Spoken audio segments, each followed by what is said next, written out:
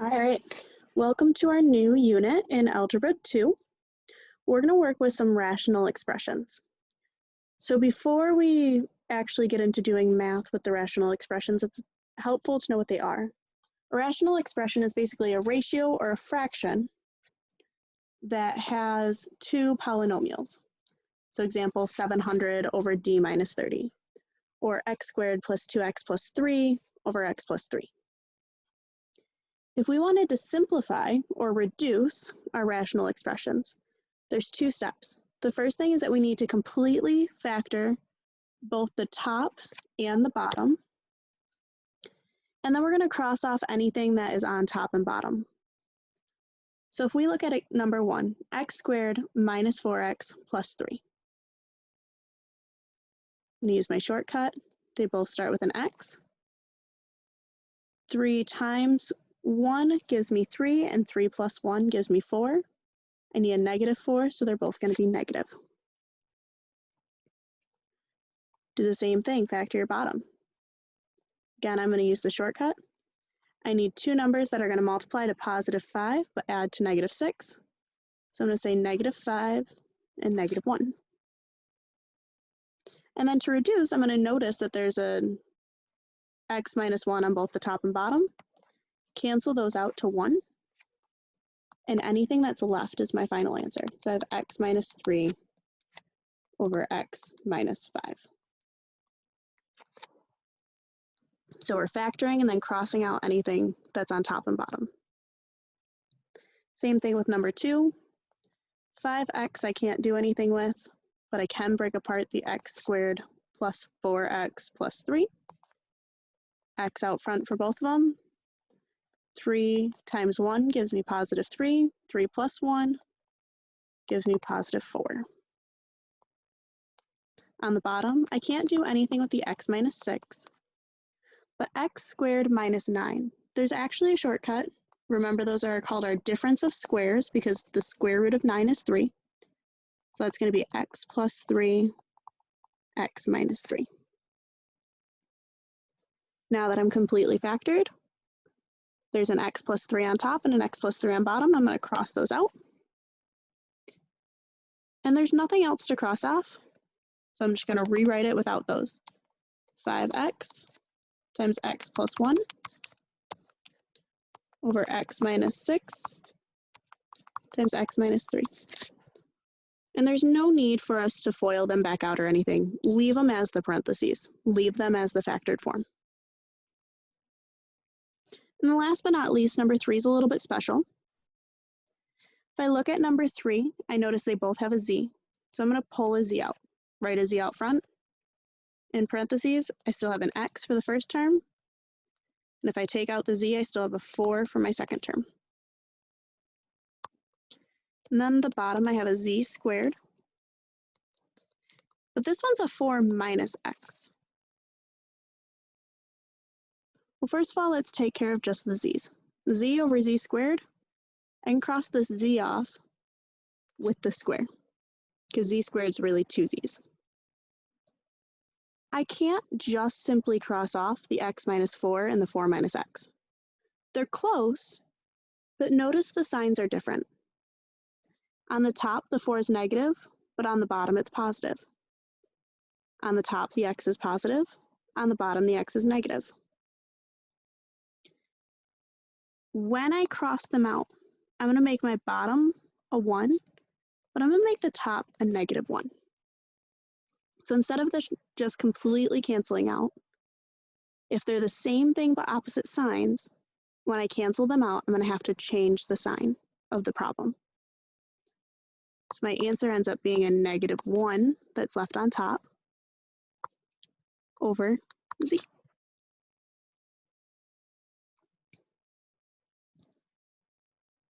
Rational expressions.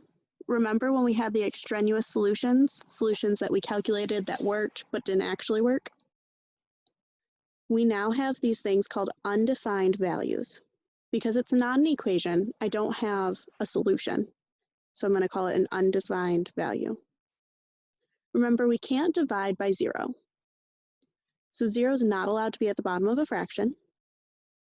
And we're going to use that to find those undefined values. So I'm going to take the bottom, my x squared minus 6x plus 5, and I'm going to factor it. 5 and 1 multiply to get me to 5, but add to get to 6. I need a positive 5 and a negative 6, so both of them are negative. And then I'm going to set each one equal to 0 and solve. So negative 5 equals 0, add 5 to both sides, x equals 5.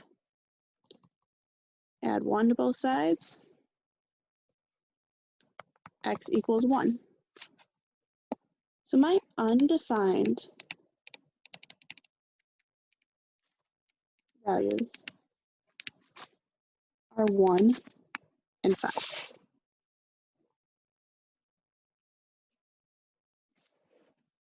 Same thing with number 2. And notice that I did this before I simplified. You always want to find your undefined values before you simplify, because if you do it after you simplify, you might forget something. So for my next one, I have x minus 6 and x squared minus 9. Remember, x squared minus 9 is the difference of two squares. So it's going to become x and x. Square root of 9 is 3. And then one's positive and one's negative. If I set each of those equal to 0 and solve, I'd end up with 6, negative 3, positive 3. So my undefined values are 6, negative 3, and 3. If I plug one of those three numbers into this fraction, it'll end up not working out because I'll have a 0 at the bottom. And then I'm going to leave number 3 for you guys. Well, no, I won't. I'll do number 3. We have 4x, and then x squared plus 6 plus 8. Well, they both start with an x. 4 times 2 gives me 8, a positive 8. And 4 plus 2 gives me a positive 6. And then set each one equal to 0 and solve.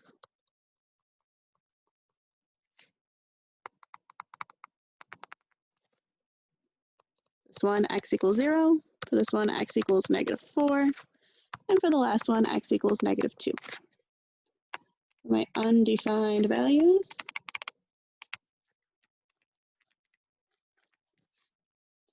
are 0, 4, and negative 2. Sorry, negative 4 and negative 2.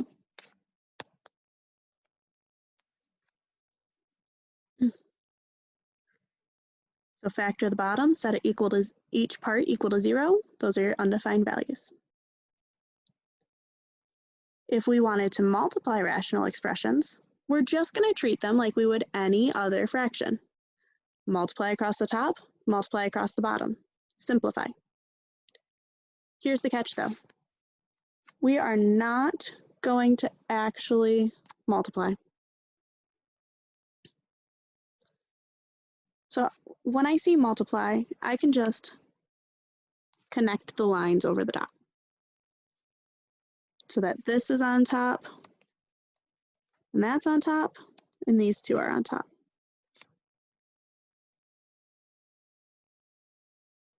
This one's supposed to be plus 64. He somehow disappeared. So I'm going to factor. X squared minus 6x minus 16. They both get an x out in front. 16 and 4. Well, not 16 and 4, 16 and 6. Well, I know 8 times 2 gives me 16. If I wanted a negative 16, one of them would have to be negative. So I'd have negative 8 and a positive 2. Negative 8 plus 2 is negative 6. And I'm going to bring over the other x minus 8.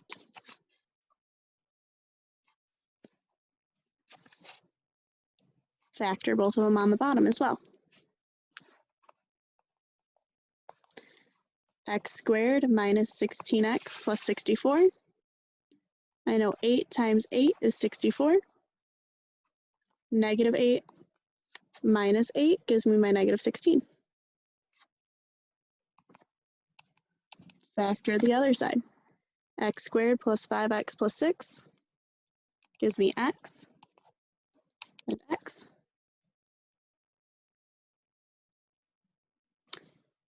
And then 2 times 3 gives me 6, a positive 6, and a positive 2 plus a positive 3 would give me a positive 5. And then I get to simplify. Cross off anything on top and bottom. Well, I have a negative 8 with this negative 8, this negative 8 with this negative 8, and an x plus 2 with an x plus 2. I have nothing left on top, but I could multiply it by 1, so really I have a 1 on top. 1 over x plus 3.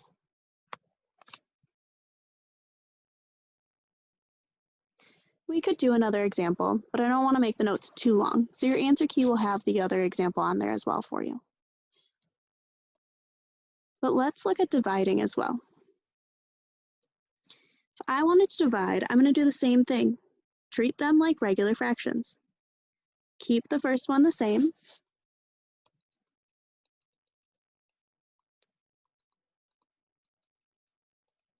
Change it to multiplication. And flip over the second one.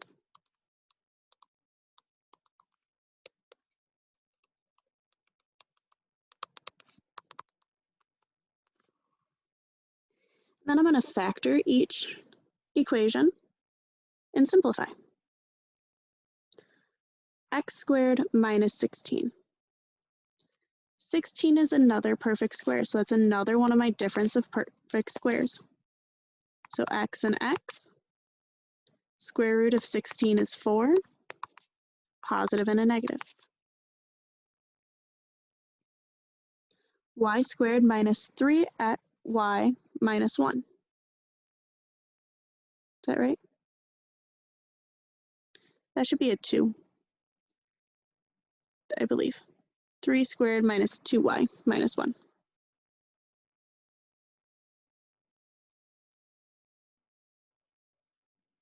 We'll just leave it a 3. Now I'm being confusing. Let's just leave it a 3. The only things that can multiply to get me to 1 are 1 and 1. And 1 plus 1 is not going to get me to 3. So I know my y is not going to factor. And sometimes that's going to happen, and that's okay.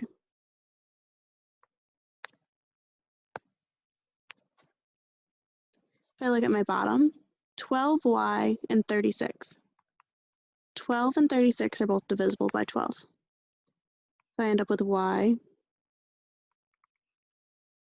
plus 3.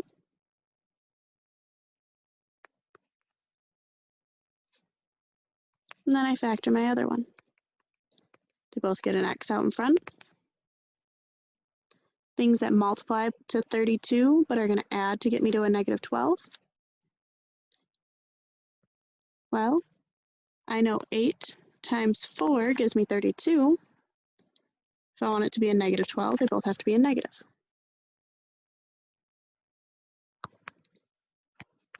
Cross off my x minus 4s.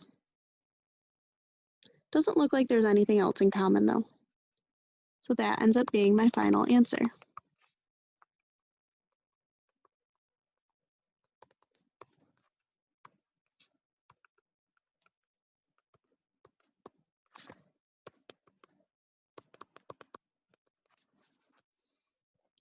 Our answers can look big and huge and disgusting, and that's okay. Last but not least, what if I have a fraction and a fraction over a fraction? That's a lot of fractions. But remember, the fraction bar is really just division. So this is really just x squared minus y squared over y squared minus 49 divided by y minus x over y plus 7. Keep change flip. Keep the x squared minus y squared over y squared minus 49. Change to multiplication. And flip over my other fraction, y plus 7 over y minus x.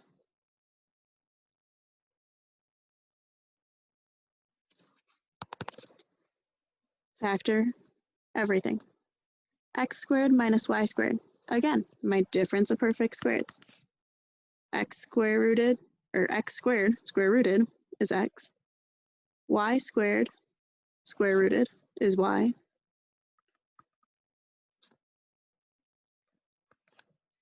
And then one's a positive and one's a negative. Y squared minus 49, another difference of perfect squares.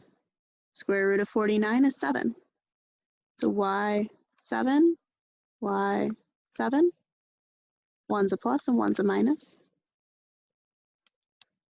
Y plus 7 on top, can't do anything. Y minus x on bottom, can't do anything.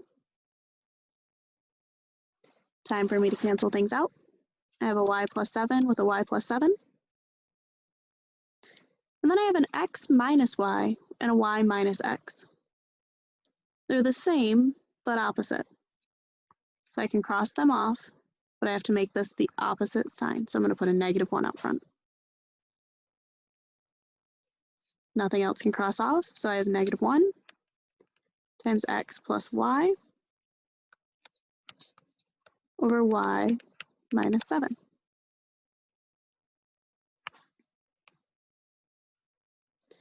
There's some examples of rational expressions, simplifying rational expressions, multiplying them, and dividing them. Don't forget to do your assignment, and have a good week.